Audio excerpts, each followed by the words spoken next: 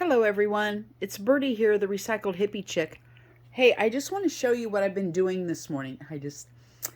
I love my little RJ and his girlfriend. I do, I love them. Kermit, you're loved too. Anyway, I just like to look at them. Okay, I've moved my art room around again and I have a spare table here that I've just moved over here out of the way. This spare table had my paint paper on it. It wasn't very exciting, so I decided to lay down every stencil that I own on here. And I had a can of chalkboard paint that I thought I might as well pitch or do something with it. And I sprayed it over my stencils. So I now have a table full of this paper with the stencils on it. So this morning, I come in to do some jelly plating, in which look at these weeds I found. Didn't they turn out beautiful? It all started out with a poppy plant that I accidentally pulled, and I wanted to use the leaves on it, but ended up seeing some other weeds in the pasture and brought them in too. Anyway, so I'm sitting here doing my jelly plating, watching Miss Moss Cottage, and she's working with Painty papers. I'm wanting to hurry up and get these papers off of here so I can get rid of this table and take it to the barn. She's doing Painty papers, and she's doing each little Painty paper, like adding some accents to them. And I thought, I should go ahead and tear these up now into page sizes. This paper is actually that red paper that you put, I believe, behind your shingles on your roof. I saw a lady use this about 2 or 3 years ago. It's really nice and thick. And I told my husband, this is what I need to put on my table for my Painty papers, because I could use it for nice thick pages. It would give a different variety of thickness to my books. Well, the next time he went to Lowe's, he come home with this huge roll. It was only 20 bucks. And I've been using it for 3 years. So, watching Miss Moss go check out her Painty papers video, I decided I'm going to go ahead and cut these up into page size, and then we will do a video on embellishing them with different mark making to go ahead and make it a cute Painty paper. Okay? So, join me next. Hello everyone, it's Birdie here, the recycled hippie chick. Let's do some Painty papers today, thanks to Miss Moss at Miss Moss Cottage, or Moss Cottage. She was doing Painty papers the other day, and I just happened to have an entire table full of this kind of paper on another table. I've recently rearranged my art room, and I had a 9-foot table available to get out of here, but it was covered in paper. So I wanted to utilize that paper before I took the table to the barn. So what I did was I took all of my stencils and laid them out on the Painty paper, and I sprayed over them with an old can of chalkboard paint that I already had, and I went all over them. And then I thought, oh my gosh, this is going to take me forever to get this ready to turn into pages, because you know this was kind of boring, so I wanted to add some other stuff.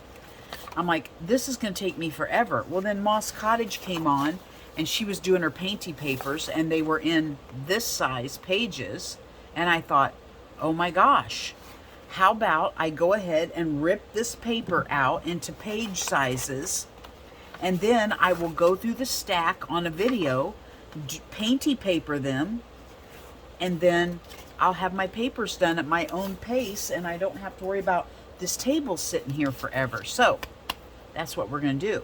Now, I wanted to show you a couple projects I did. Been watching Sagita lately, and I put together this tea bag. She was just cutting the bottom, sliding a picture up in it, and she was putting it between wax paper with a she was shaving off a candle and then ironing it, and it was melting it, which turned it out to be like this. And then I had this whole crock pot full of beeswax for encaustics. I was going to try that. It puts it on like this. So I just was experimenting and thought I would show you what I came up with. This tea bag here I sewed onto a tag. This one here I just left plain. And then she was also doing these, she was showing a book that she had done, and I saw this tag in there that was hanging on the page. Just flippy flappy. I think she attached it up here. And I thought it was adorable, so I wanted to make one, so I thought I would show you that one also. She just took this tall tag, glued her picture on it, cut it in 3 sections, dolled up each section, and tied them together. And voila! And it took me about 45 minutes to build that. I say voila, it wasn't as easy as she made it seem. Anyway, there's that. So, let's pull out our first paper and do some painting.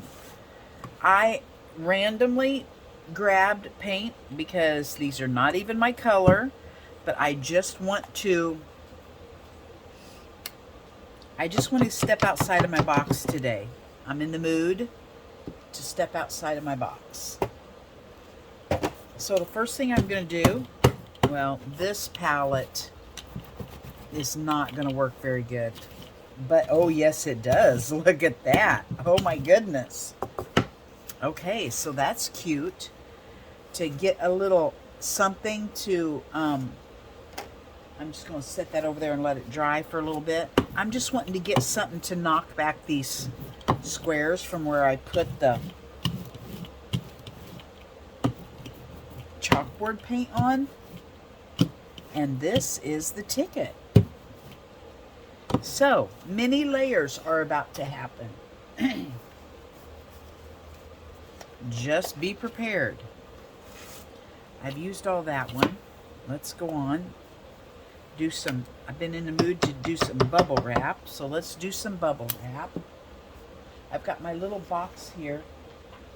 I'm just going to throw these on the floor behind me because I have an art room that is in my old 2-car garage, and it does not matter whether I get, you know, yucky stuff on the ground or not. So I can just throw my painty papers on the floor.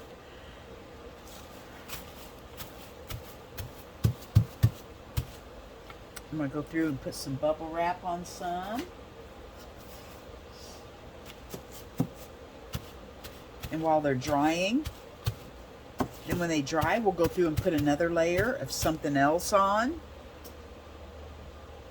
How have you guys been? I have had all kinds of stuff happen. Okay, if this video works out right, I took a quick visual of my table, a little snippet on my video the other day, and I'm hoping to be able to insert that before this video, so we'll see what happens if I was able to do that or not. If I was able to do that, you've already seen my table with stuff on it. Okay, let's see here. What do we want to do with this one?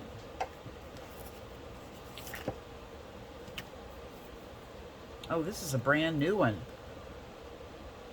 I really didn't want to do that. I wanted to use up my old paints first, but I'm too lazy to get up and go get another one. So we're going to use this one.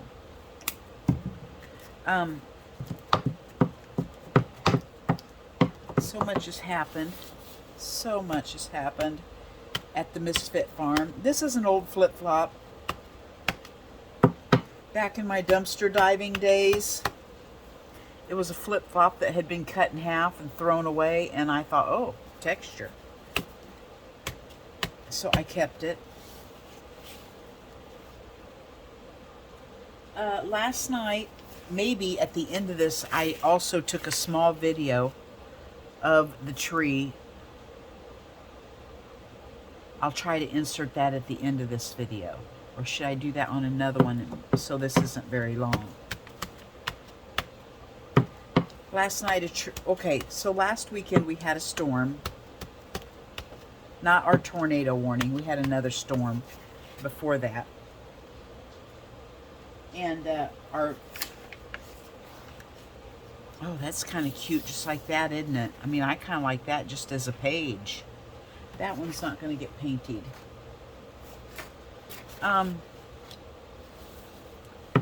We had a storm, and okay, so back when we went camping, we must have had wind while we were gone, because we came back to part of our weeping willow tree blown over.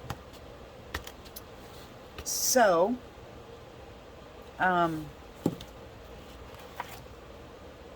then this weekend we had another storm, and another part of the weeping willow tree fell over.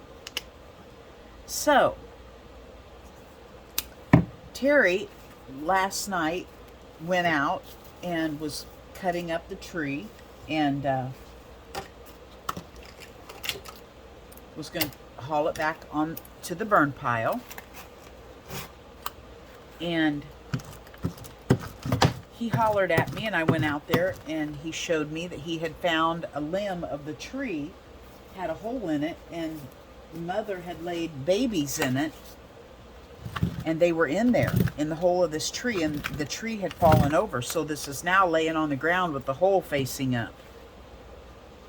So he said, go see if you can feed them. Well, I took them in to try to feed them, and they were perfectly content. So you could tell that Mama and Daddy had been flying down, feeding them in the position that the tree was in, on the ground. So, they did not eat.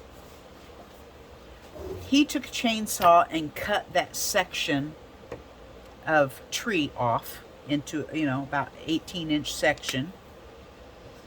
And he said, I'm going to go ahead and clean up the mess, and then we'll put this section back up in the fork of the tree and see if they come back to the nest. So he did. He finished cleaning up, and I got the ladder out, and we put the log back up in the tree, and he wired it to the tree. And I sat out there and waited and waited and waited. I sat out on the porch for about an hour. And finally, the mama comes back, and she's all over in that tree looking. Where's my babies? Where are my babies? She finally finds them. And then, eventually, about 30 minutes after that, Daddy Bird finds them. So, I was able to go in. Mission complete. Babies reunited. All was well. Because I did not want to have to feed an injured turtle and 3 baby birds. So, praise the Lord. All turned out well.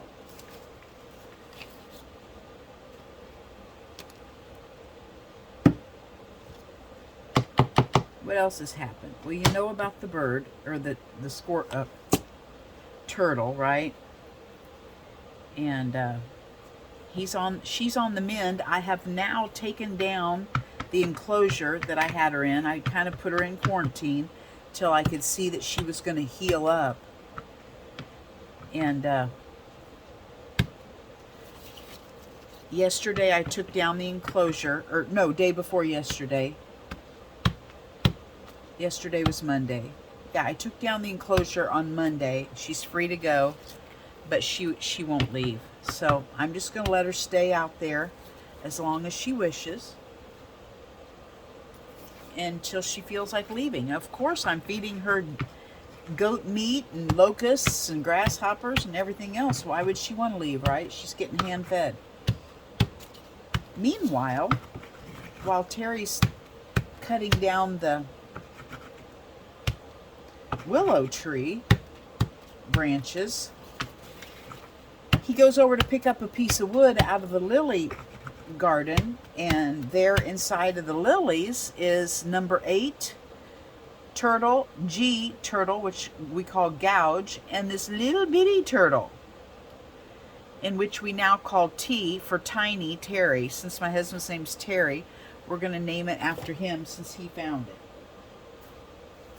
So I brought in Terry, which I had never seen before, and I marked her, and she is now a part of the family. So that was kind of fun, seeing all 3 turtles in one place. I Googled how do you tell how the age of a turtle, and it says it's kind of like a tree. You can, in each little section of their shell, you can start in the center and count the rings going out, and it'll tell you about approximately their age. Well, she only had 2, so she's either 2 years old or that's not correct. She's only 3 inches in diameter, so I'm gonna guess she is probably 2 years old. I'm gonna branch out here and do some other colors. I'm not thinking, and this is good, right? Less thinking, the better.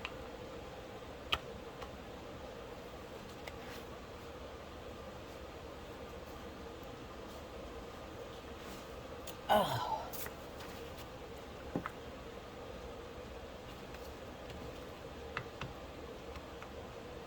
What else has been going on? That is it, thank goodness. It's kind of been not real quiet, but kind of quiet this week. I have people coming over today to pick up T-posts. I've started taking down fencing out of the goat pasture so that I won't be tempted to get any other animals. And my husband said, I said, you want me to put these fence posts on the scrap pile, you know, to take to the scrap yard to turn in for metal? And he said, no, put them on Marketplace. I bet you could get $2 a piece for them. And so I listed them on Marketplace, and wham bam, people were contacting me from all over wanting those things.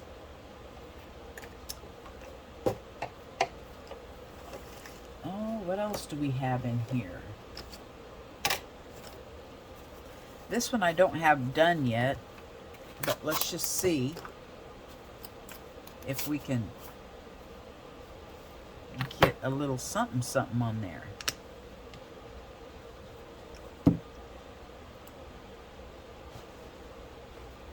So I have people coming to pick those up today. Somebody was supposed to come yesterday, and he was a no-show, so I offered him to the next person in line. So we'll see if she comes and gets some today. So I guess I should be explaining what all this stuff is. This is a toilet paper roll, and I cut out that fun foam, and I just started gluing it, hot gluing it onto, whoops, what am I doing? Really not thinking. I just hot glued it onto the fun foam. So just, you know, another mark making tool. I need to go ahead and finish, add some more. What else do I have in here?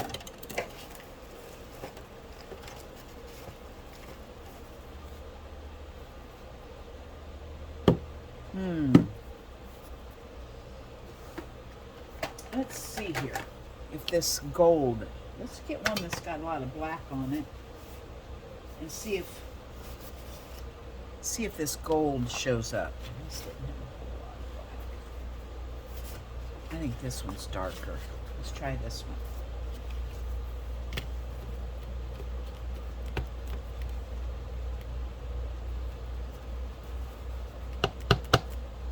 This is an ancient stamp pad. I don't even know. No, not really. No, I think it's probably past its prime. Yeah, it's gone. It's a goner.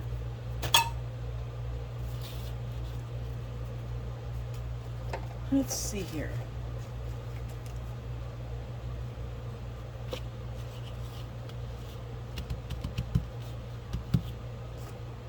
I'd kind of like to use these, but it sounds like a mower running outside.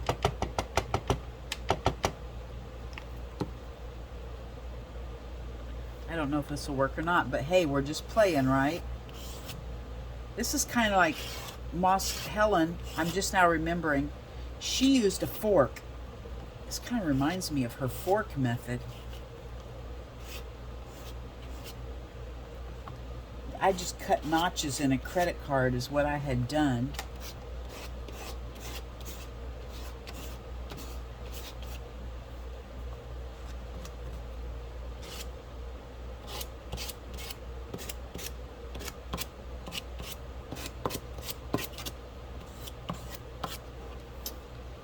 Okay, well, that was fun.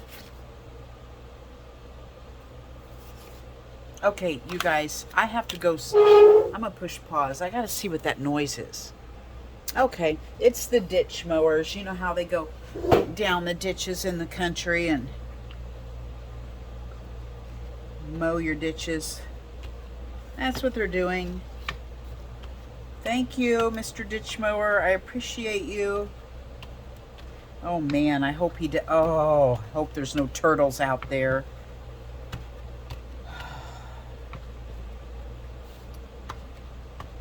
In the ditches. Oh my.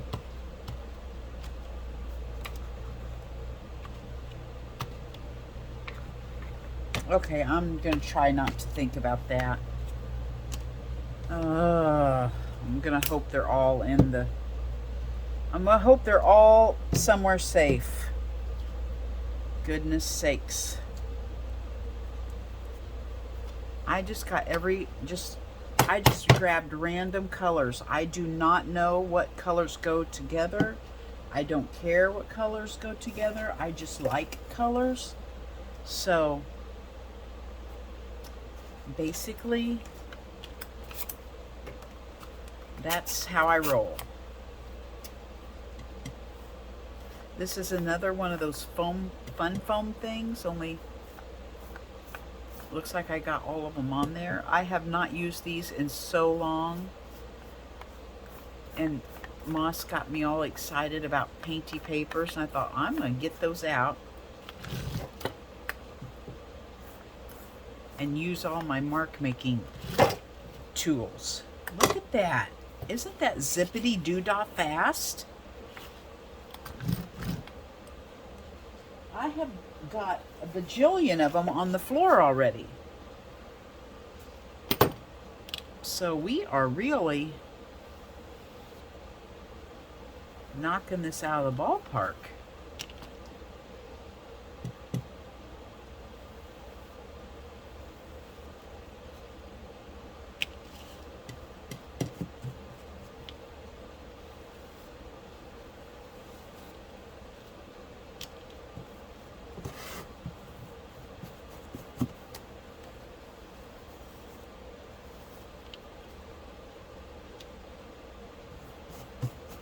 How fun is this?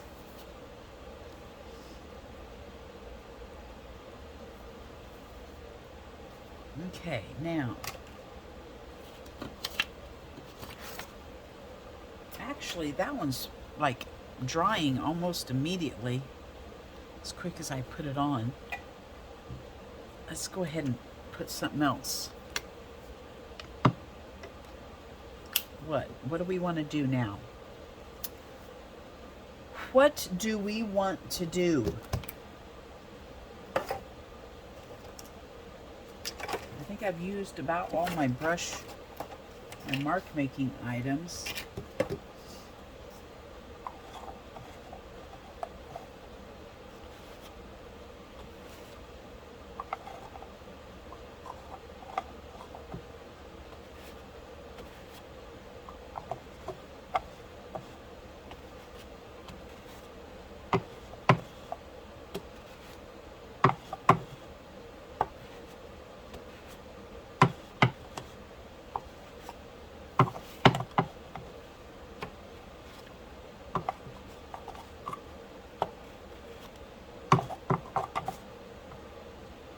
This is fun. You guys, I'm going through a mental block with supper. You guys ever do that? My fallback is a frozen pizza. And I wasn't going to do them anymore because my husband said, when are we going to start having real food again? So I quit. I wasn't going to do the frozen pizzas again for a while. And then I went to our Kroger store, and there they were, marked down to $3. The fresh ones, you know, that they make. So I'm like, well, I can't pass that up. I mean, that's $3.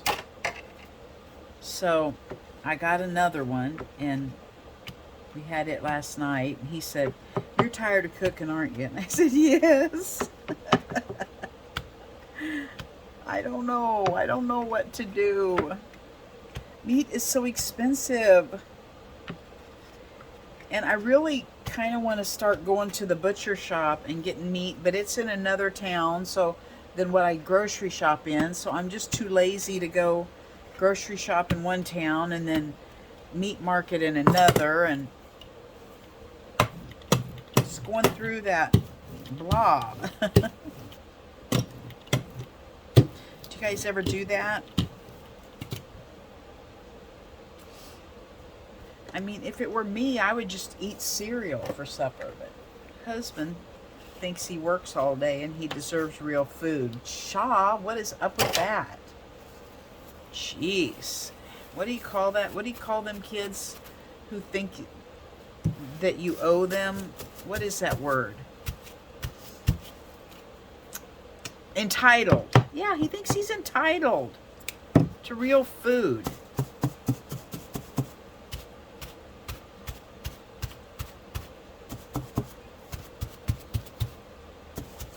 I mean, that's what he pays me the big bucks for. I need to come through for him.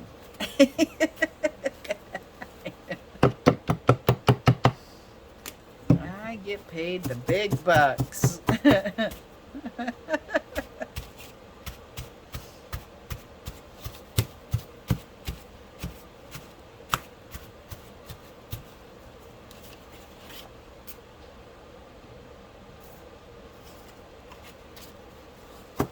Okay.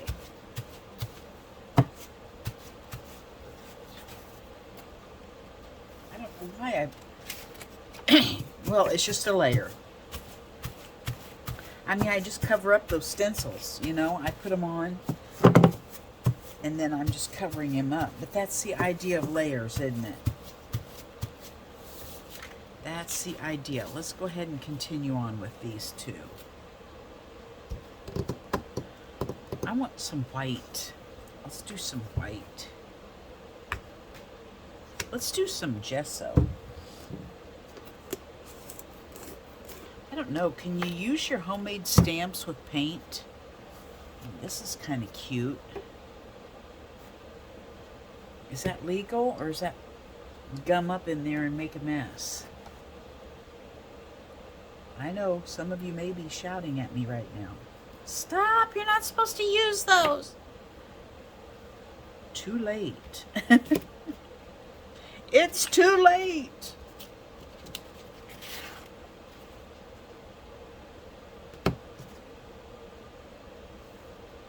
I'll wash them. I'll wash them off when I'm done, and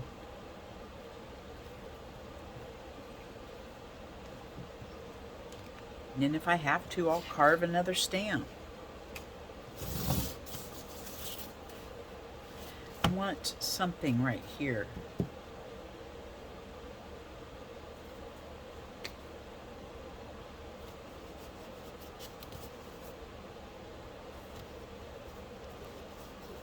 I ripped it. That's why it's like that.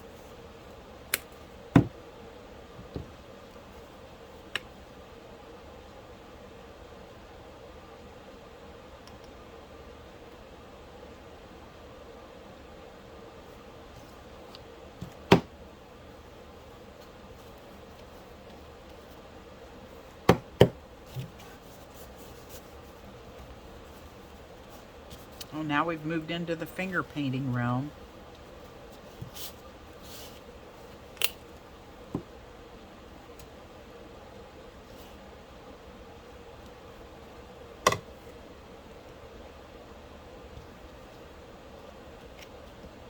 It's fun. I like this. This is fun. I've never used paint on my stamps. Maybe you're not supposed to. I don't know. But it is fun.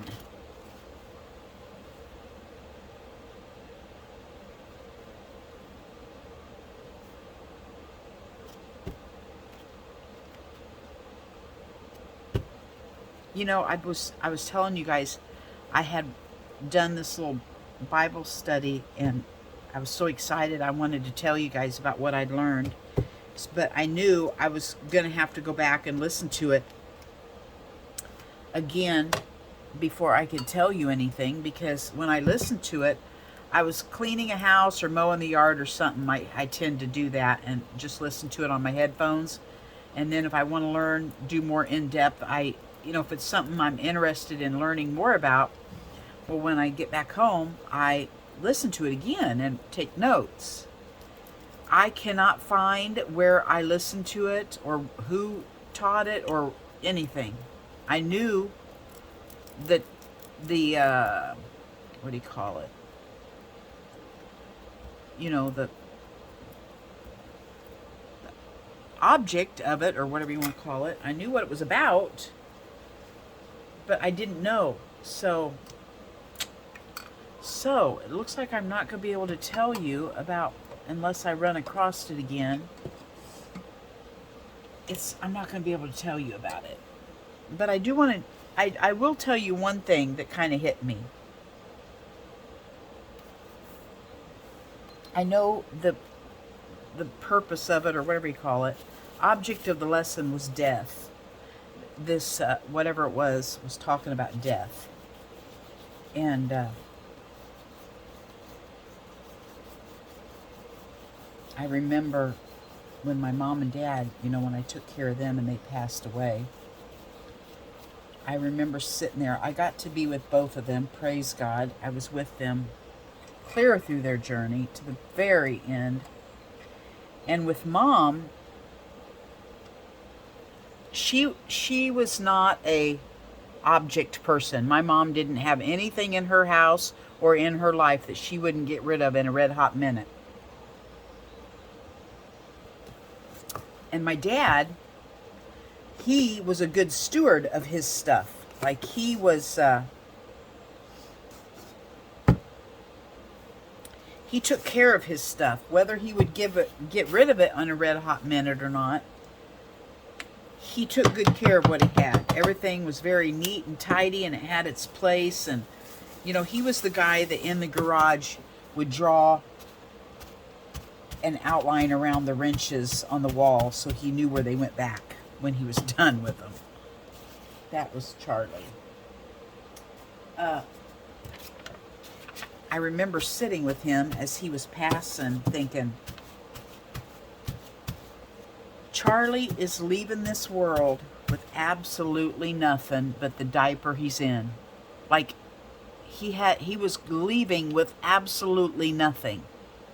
And it made me realize all of this stuff that I have is not going with me.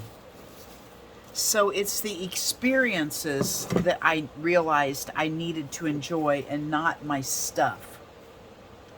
So I came home and I began this big, what I call death cleaning. I just started getting rid of stuff. And I'm still actually going through that. I had so much stuff that, when I used to clean out estate sales and everything, I would think, oh my gosh, this is free. I'm going to keep it. This is wonderful. I can decorate my house in junk, and it's all free. So I almost got addicted to the free thing. And then when I had to go through my mom and dad's house and get rid of everything, I realized this is a pain in the butt to go through my parents' stuff and get rid of it. So I had decided I was going to start getting rid of my stuff so that when I go, my kids wouldn't have to have all that. Because my kids are not interested in anything I have.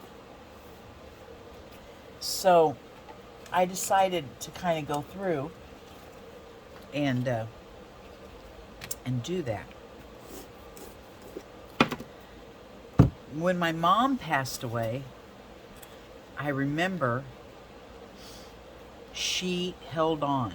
Like they told me, she probably has 24 to 48 hours, because she had stopped eating and drinking, and she was just kind of in a sleeping state. And so she went first, and my dad would sit in there every day with her and hold her hand,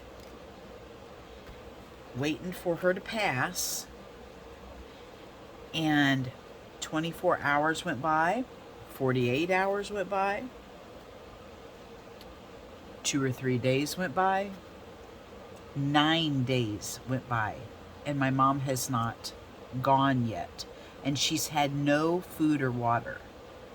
And the lady from the hospice was in there with us, and she would notice that my dad, he would just come in and sit, would never say anything to her.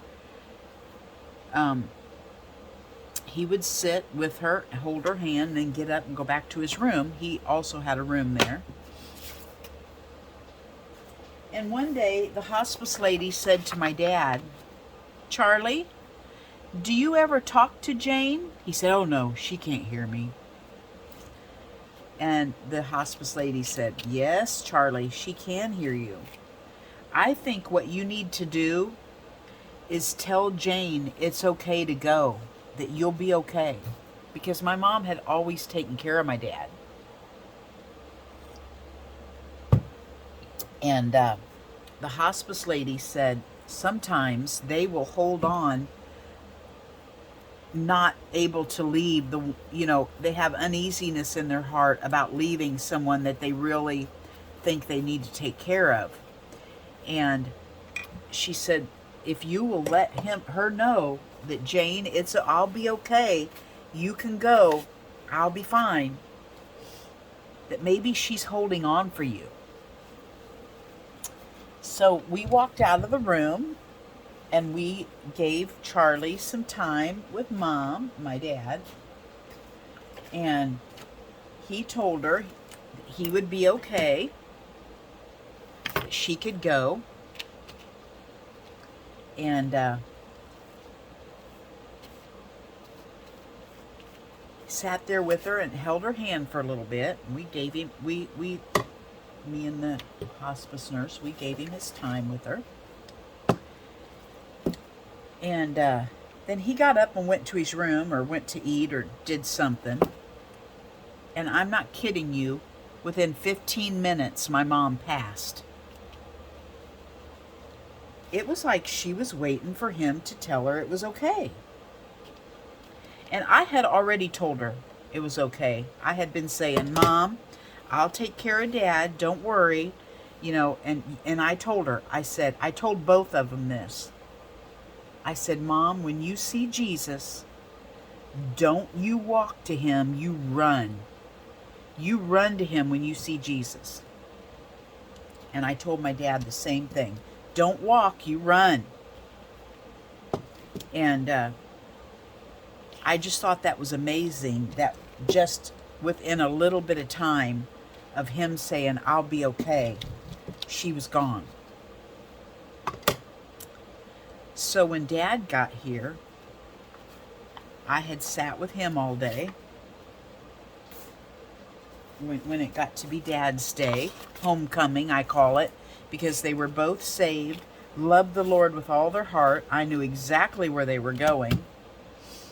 That's the beauty of it. When somebody passes away and you know that their heart is right with God, it makes the death process so easy. Of course, you're selfish and you're sad that you're going to lose them, but you know where they're going. So when Dad's day came, it was their anniversary. It was my mom and Dad's 64th wedding anniversary.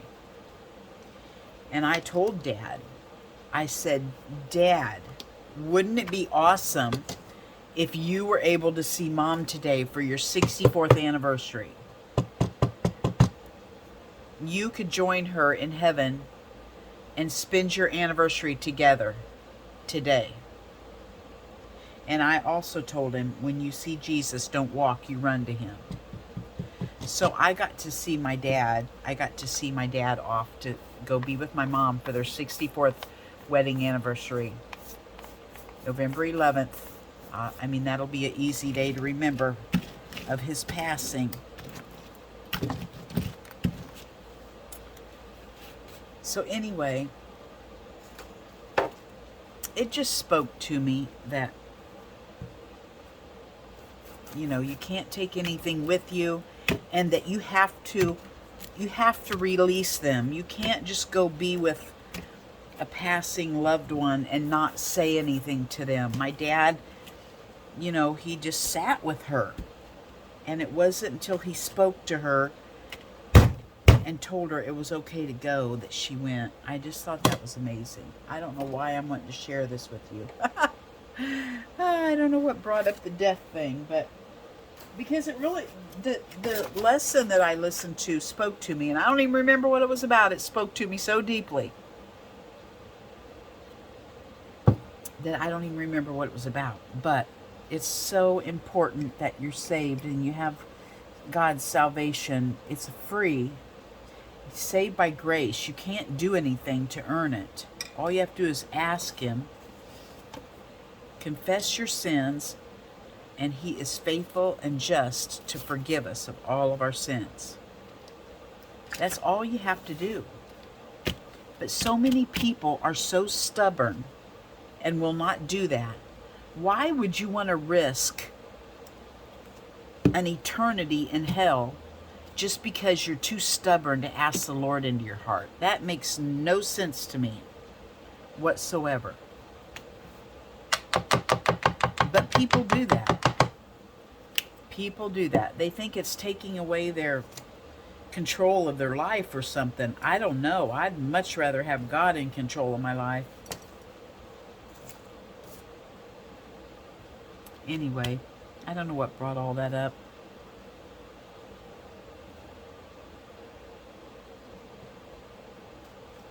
I really don't. I'm sorry. No, I'm not sorry. There's a reason. There's a reason it came to my heart to say it. I don't know what it is, but there is.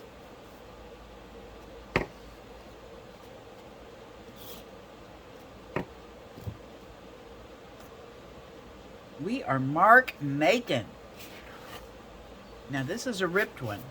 So this will just end up to be a collage paper. So I'm going to just put these all over it. Because this one here will be torn up.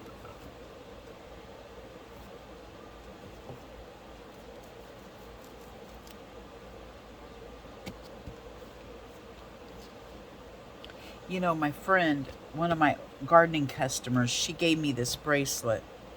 I ran across it the other day. In the camper. I must have left it in the camper years ago. On a Sisters on the Fly event or something. And I stood out there and put it on. And my hands have gotten so much arthritis in them lately that it didn't fit anymore. And I stood there in all my stubborn glory and shoved this thing on. I could not believe this didn't fit me anymore, and I cannot get it off. So I am permanently adorned with a bracelet for a while until I get fed up with it that I have my husband whack it off. Can you believe that? Why, yes, Bertie, we could totally see you doing that. I was just telling a friend of mine today, she was saying, oh, if they ever wanted to study my brain, they would say, oh my gosh, I can't believe you live day to day with that. And I said, oh, I'm telling you, mine is the same way. Some of the stuff I do and say and act, they would say, oh my gosh, we've never seen a creature like this before.